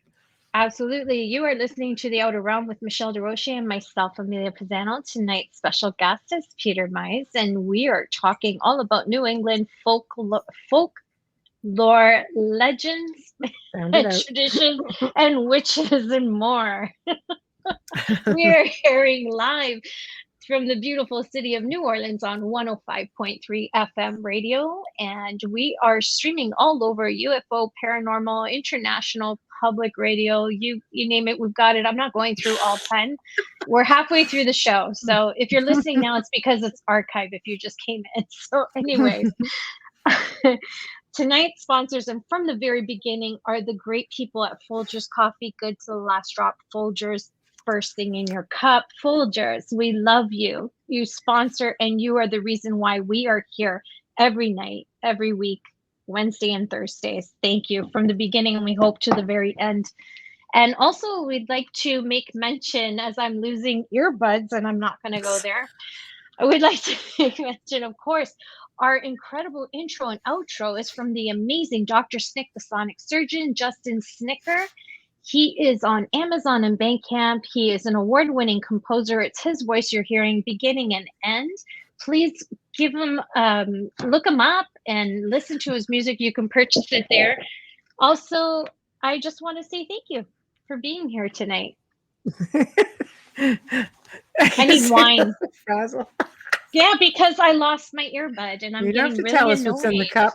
So I'll just leave it right No, there. I would like wine. Big It's cup. tea. It's passion fruit tea. I was Okay. looking up because I couldn't Okay. remember the street of the hotel. I stay at the Kimpton 90 every time I come to Boston. Oh, And nice. I couldn't remember what the name of the street is because the cemetery, I didn't notice the cemetery till the second time I came because I was so busy walking the other way to go shopping.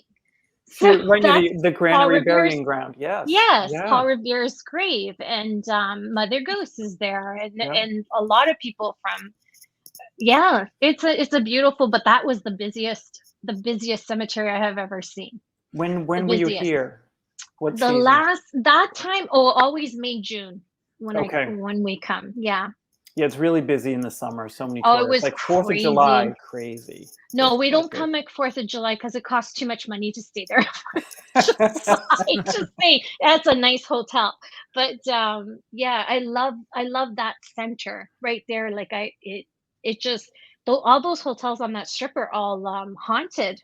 Oh yeah, the Parker House in particular is like the one of the oldest hotels in Yeah. the US, and it's like where they invented Boston cream pie and some other things. And it supposedly has multiple ghosts in there, you Mm. know. They're all over that strip on Tremont Street. They're literally as you walk by. I'm sure Sam would tell you the same thing. You just walk on that street and you're just like it's all going through you. Oh yeah. A lot Yeah. of ghosts there, yeah. It's a beautiful, beautiful city. I'm just saying. I'm in love with Boston. Just saying. Um, Dave Petro in case I didn't tell you yet, I love Massachusetts. Dave Petrella says, "How about the small stone chambers in the Hudson Valley at Gunwamp, Gun- Connecticut, and that Gun- America's Stonehenge?" Yeah. Um, so if you go out into the woods in Massachusetts or New England, you may come upon a small stone chamber, right? Which is sort of just made out of the local stone. Maybe you can crawl inside. Maybe it's big enough for you to stand up. Maybe there's a bunch of them all together. And I've been to some of these. I've been to, like, one of my favorites is a place called the Upton Chamber in Upton, Massachusetts. And it's just like this enormous chamber with a huge stone slab for a ceiling. And just, these aren't made with mortar or anything like that. Someone just piled rocks on rocks and created these chambers. And so you can find them all over the area. And he mentions Gungawamp or Gungawamp, which is like down in Connecticut, which is like a whole complex of these structures, or America's Stonehenge, which is in Salem, Massachusetts. When I was a kid, it used to be called Mystery Hill, but they changed the name to America's Stonehenge. But that's another complex of like chambers, small tunnels, and things like that. And so people speculate, what are these chambers? Where do they come from? Who built them? And so I would say, again, there's like a spectrum of explanations of what they are. Mhm. And so I think like historians would probably say that these are the remains of colonial era root cellars and things like that.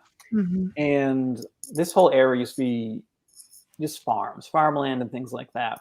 So if you were to hear in the 1700s, there wouldn't really be very many forests in southern New England in particular at all. It was all farmland. Mhm. The soil here is stony. The soil here is very acidic, so it's not great for farming.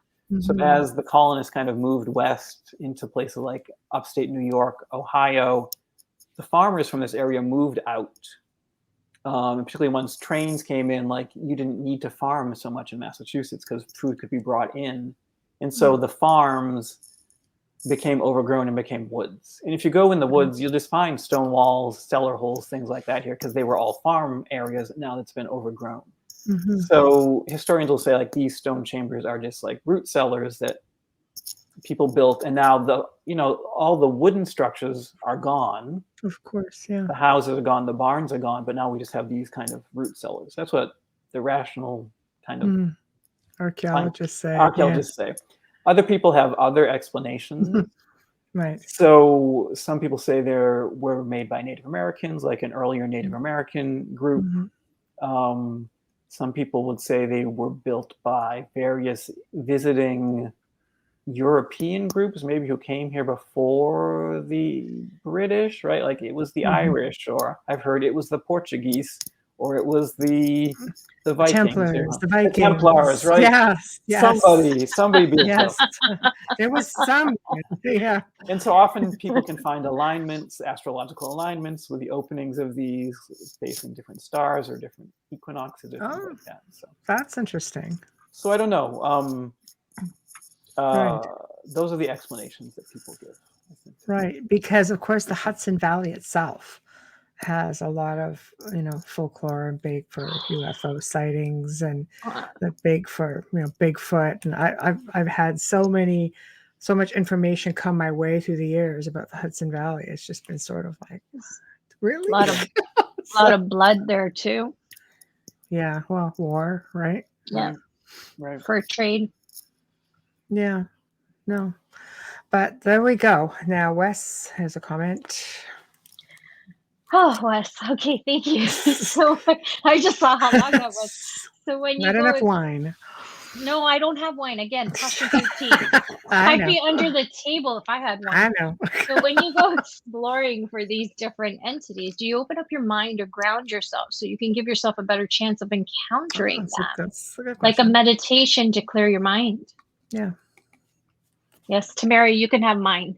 Her earbuds died. Well, that's I mean, that's an interesting question. I guess why do we go visit these places? Like you guys probably go do these sort of explorations as well, right? Like when I go, I want to just see the site Right. and I take photos and I kind of explore it. Yeah. I don't necessarily go seeking to encounter anything. Right. As some people I'm the do. same way. I don't.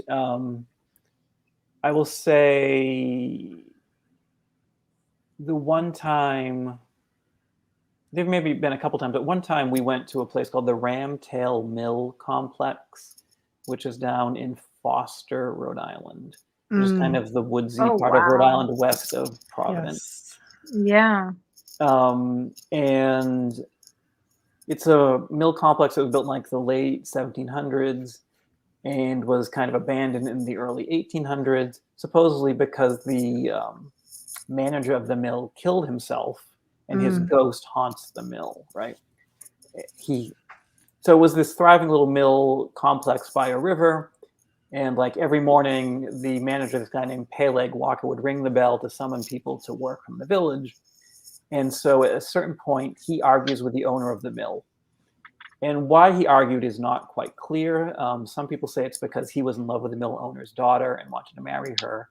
And the mill owner's like, yeah, no, that's not going to happen. Like, you are not going to marry my daughter. And so they have this fight, and Peleg Walker kind of rushes off. But the next morning, people hear the bell ringing to summon them to the mill. So they all kind of come from their houses to go into the mill. And there they see Peleg Walker hanging from a rope, which is attached to the bell. And that's why the bell is ringing, because his body is swaying back and forth. Wow. So the people who work there are, of course, freaked out. And the owner of the mill cuts down the body and says, Peleg Walker was, not right in his head. Everyone get back to work. Right. So everyone works that day. They go home. The next morning, they hear the bell ringing. They all go to the mill. They see the rope is moving on its own, and the bell is ringing on its own. And the mill owner's like, "Oh, it's just the wind. It's just the wind making this bell ring." And then he just cuts down the rope entirely, so there's no rope. Next morning, people hear the bell ring again. They go in. The bell is just ringing on its own, like there's no rope. Like, how is this bell ringing? And that's when people realize, wait a second. Yeah. This mill is being haunted. And so people then will see Peleg Walker's ghost wandering through the mill at night carrying a lantern, like doing his nightly rounds. And people leave. Like, the workers don't want to work. They're as haunted. Sure. The machinery starts to malfunction. Like, the That's wheel scary. will go backwards. Like, there's a wheel that the river turns. That wheel will start to go against the current. Mm-hmm. And so the whole village becomes abandoned. And you can go see this area. It's out in the woods now in Foster, Rhode Island. And you can go and walk through this area. And there's a road, there are walls, there are big cellar holes. And it was a decent sized area, completely abandoned now. And so I went with my husband and we were wandering around. We saw only 2 other people in the whole area for maybe like an hour or more. Mm-hmm. And it was spooky. Like, gave me spooky vibes, right? Which is I don't always get. I got the spooky That's pretty good for vibes. somebody who doesn't really believe that you got Yes, the vibes. right? The Got the vibes. I like vibes. it. And it wasn't nighttime, right? No, it was the day. It was like a sunny day. Wow. So Yeah. And I remember I was taking photos with my iPhone, and some of them came out totally white. Which how does that happen on an iPhone? I don't know. But I was taking photos of some walls and things like that, and they came out just completely white on my phone. I was like, it had never happened before. Something was Yeah. standing in front of it, Peter. Maybe so. So I was like, okay, this is a spooky experience. Yeah, But we something was didn't standing in go. front of it. I didn't go in like intending to encounter a ghost or anything like that. So that's probably Right. my I big love that. But paranormal then encounter, if that's what it but then was. you have genuine experiences. I never go in there just because I'm a medium. I don't go in there looking for I when I'm in like when I said I love Boston, Massachusetts, it's because I want to absorb the history. It has nothing to do with things Mm, just happen, Right. because it is a very haunted state, but it's not I don't look for it. I really do enjoy it there. mhm. I find the East Coast of the US really active because I think Huge. it's where many of the settlers came in from, the whole eastern coast, right? Coming in from Europe and Yeah. coming in through Massachusetts and making their way even like Pennsylvania, I find is the same. It's really crazy. But then again, that tends to be the birth of government, right?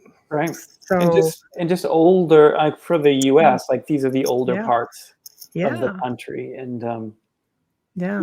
if you think about the Puritans, they came here in the early 1600s. They could have, I often say, like they could have seen Shakespeare's plays performed live on stage the first time. Oh, yeah. Like, oh Oh, yeah, I yeah. just saw this play called The Tempest, and I'm going to go sail over to Massachusetts and Yeah. hang some Oh my witches or whatever. gosh. Can you So it's a imagine? different worldview, right? That's a different mindset. Like that's the Renaissance. That is not Maybe the maybe Enlightenment. they know who Shakespeare really was. I find it interesting. They were an interesting group of people because, they came here with, I mean, they were really hardcore to come here from Europe, as a lot of them were older and really staunch. That's a big move to It's a come big to a move. new world and to start. It's something you would expect of a young man and a young woman, like, braving it, knowing that it's going to be hard work. But to have so many of these, I guess, not so much elite, but I mean, they came here obviously running, governments and running their towns and having authority, so they would have had to have come from that to a degree, Right. right? A lot of Right. like older generation people coming in to brave a new world without knowing what to expect. I know. It's interesting. I mean, they were conquerors and they massacred Native Americans. So I mean, lots of bad things, right? Hanged Yeah, witches, sold slaves, all of that. of Um, course.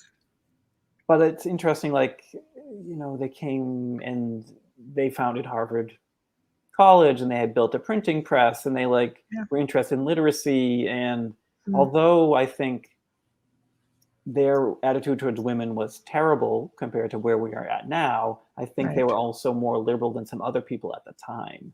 Like, Hard to women, believe hard to because they believe, were so not liberal. Like, right? Yeah, I mean, the atrocities that they were responsible for that forged literally in stone the history. Like, yeah, even though, I mean, witch trials were all over Europe, you don't hear about them as much as, if you say to anybody, for the most part, witches, Salem. right. Which Right is away. interesting. Even Right away. people from Yeah. England are things like, "Oh, Salem witch trials." I'm like, there were so many witch trials in England. Why the But Yeah.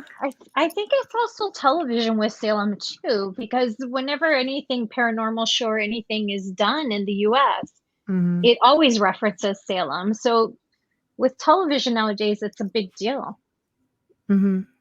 Tamara, the Puritans were dealing with harassment for their religious views. That's why they came to the US. That and the plagues as well. yeah, Yeah. they were Yeah. like the English Civil War was Puritans versus Parliament, Puritans versus the Royals. Yes. So a lot of them came over here to kind of avoid that civil war, and so there was a Hmm. lot happening. Talk about Right. liberal, the royals. Yeah. They were We'll leave that right there. we'll leave it there. That's a whole other program. Yep. Start at So, the Tudors and you could go for years. Yeah, it's it's interesting. I think like some people say, like, is New England or Massachusetts weirder than other areas of the U.S.? mm, And I often think of like, the three most important horror writers came from this area. So like Edgar Allan Poe was born in Yes. Boston, grew up here, and then finally Mhm. left because it was too uptight. So like you couldn't take how uptight Boston was. So he Well, left. he was a little pissed off Oh, with his last Edgar. book. Yeah. Yeah. So He he was a little left. pissed off.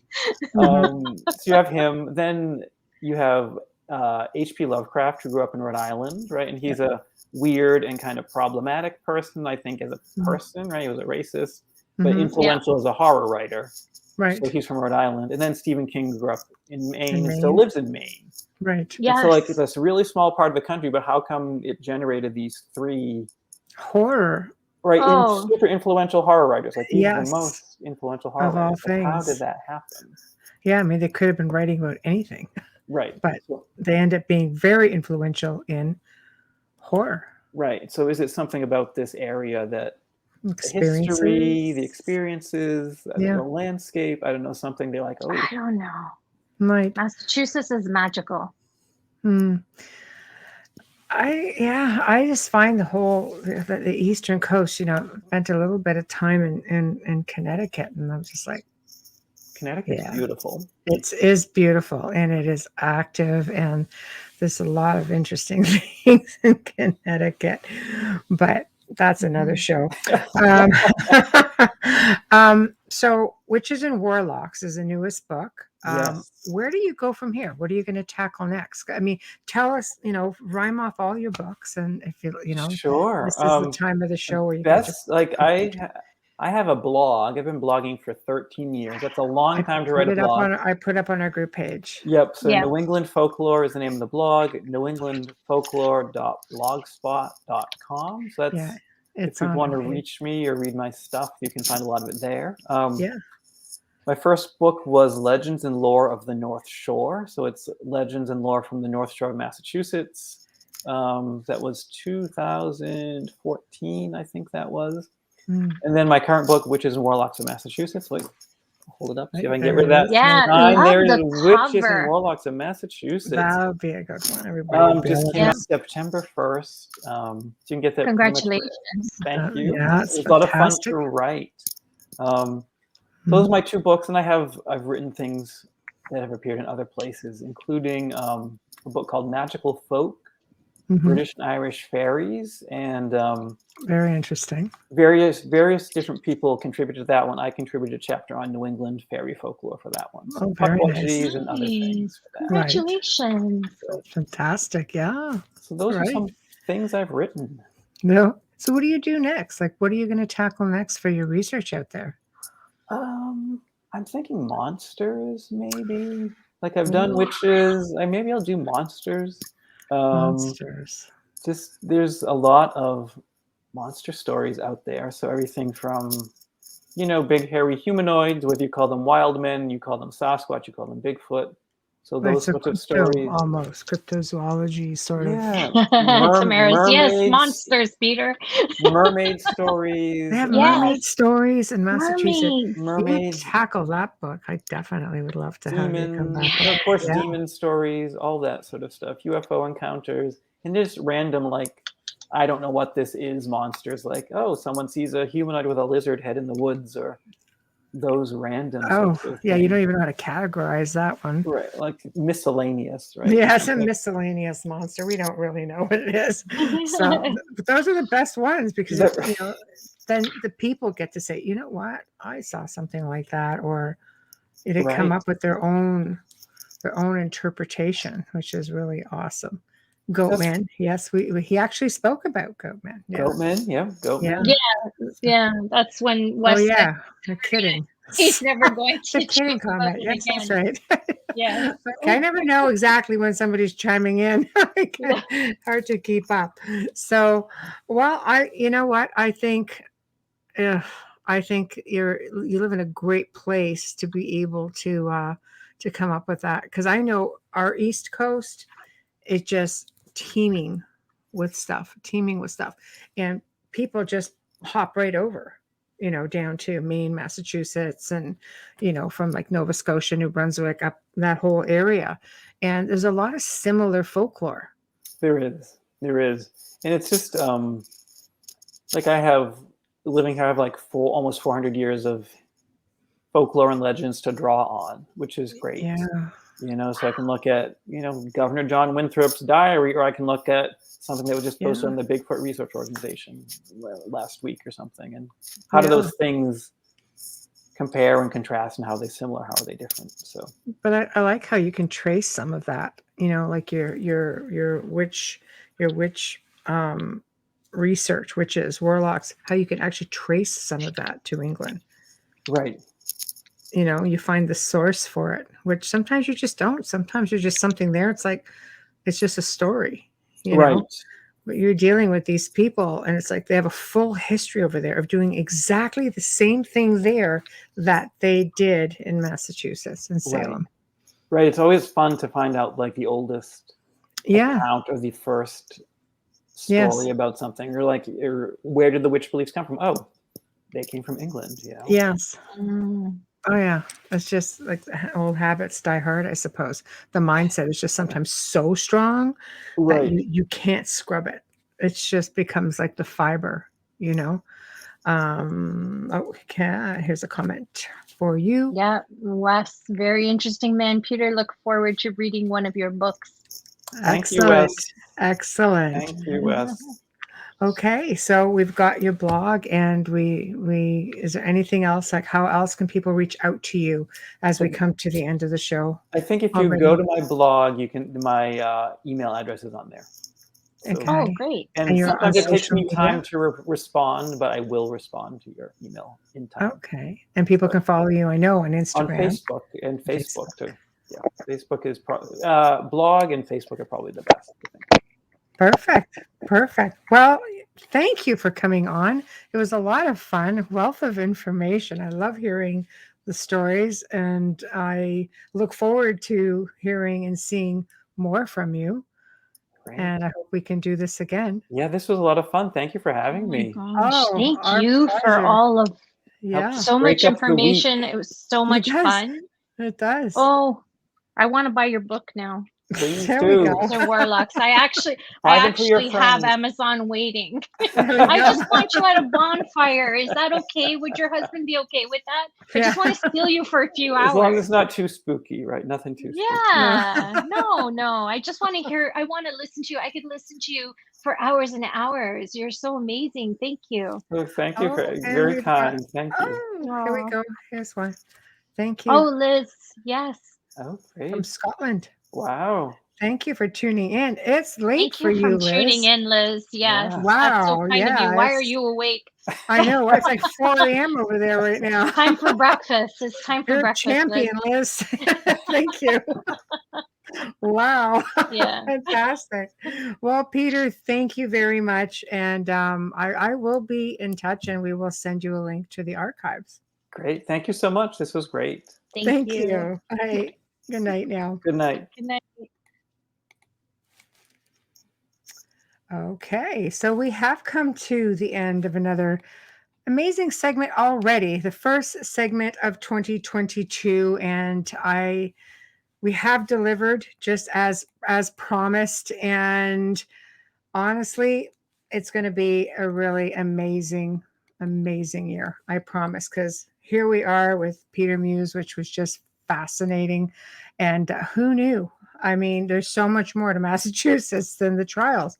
That in itself is just rich in history and hauntings and so on. But we want to have a big thank you to everybody who was in chat tonight. Chat rooms were on fire. Thank you. Big thank you to Peter for being just amazing. And huge thank you to Folgers Coffee, who has sponsored us from day one. You've been a part of our journey, and we hope to keep forging ahead with you. So thank you. Also, Dr. Snick, aka Justin Snicker, for the intro and the outro. So please remember to head on over to YouTube, UFO Paranormal Radio, and to International Public Radio and UFO Gods and Extraterrestrials, and subscribe if you haven't. Don't forget about little old us on Facebook, The Outer Realm. Give us a like. We would appreciate it. If you'd like to communicate with us, please only on the Outer Realm contact@gmail.com. That's the Outer Realm contact@gmail.com.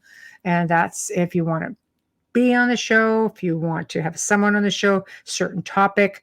I know we've had a few topics thrown at us, and I promise you we are delivering. So you're just going to have to wait as we move along. You'll know who you are once they're up and running. So please tune in tomorrow night as we welcome for the very first time yet again, Les Velez. And he's going to be discussing opus. He'll tell you what that is. That's OPUS. He'll be talking about alien contact, hybrids. He's got a pretty good resume of stuff that we're going to discuss. So until then, everybody, thank you for tuning in again, and we shall see you tomorrow night. Behave a little bit. Thank you.